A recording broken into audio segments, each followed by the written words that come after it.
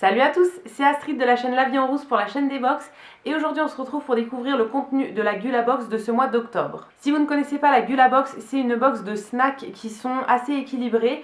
C'est une box qui coûte 17,50 € tous les mois et à l'intérieur on va recevoir 10 collations.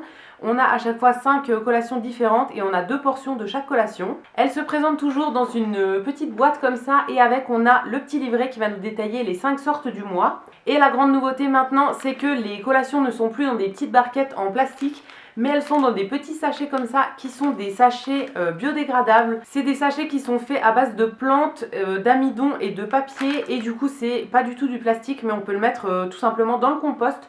Donc ça c'est très bien, c'était le seul point négatif selon moi de la Gula Box. Et du coup c'est parti, on va découvrir les 5 snacks de ce mois d'octobre. Le premier snack de ce mois-ci, c'est des chips de banane au chocolat noir. Donc c'est des chips de banane recouvertes de chocolat. C'est toujours des petites portions de 40 grammes, donc ça suffit complètement pour un snack, un petit goûter dans l'après-midi ou même la matinée. Alors ça, je vais goûter. Je sais pas du tout si c'est des chips qui sont un petit peu molles ou complètement dures. J'ai déjà testé les chips de banane classiques en fait sans chocolat, j'étais pas très fan, mais je vais quand même goûter celle-ci pour voir ce que ça donne. Le deuxième snack, c'est celui qui s'appelle Eldorado. Donc ça se présente comme ça, à l'intérieur on a des cranberries, de la noisette, du physalis et de la noix de cajou. Alors je pense que je peux bien aimer celui-ci parce que tout ce qui est noisette, noix de cajou, etc. c'est quelque chose que j'aime beaucoup.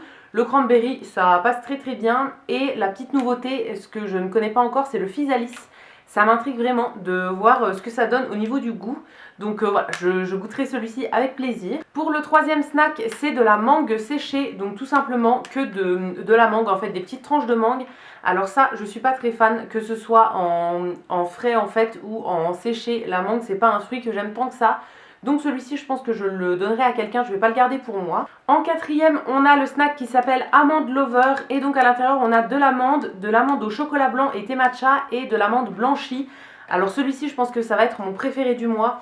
J'aime beaucoup, comme je vous ai dit, les noisettes, les amandes, les noix de cajou. Et là, décliner l'amande en plusieurs saveurs, en fait, avec des enrobages différents et tout, je trouve que c'est une super bonne idée.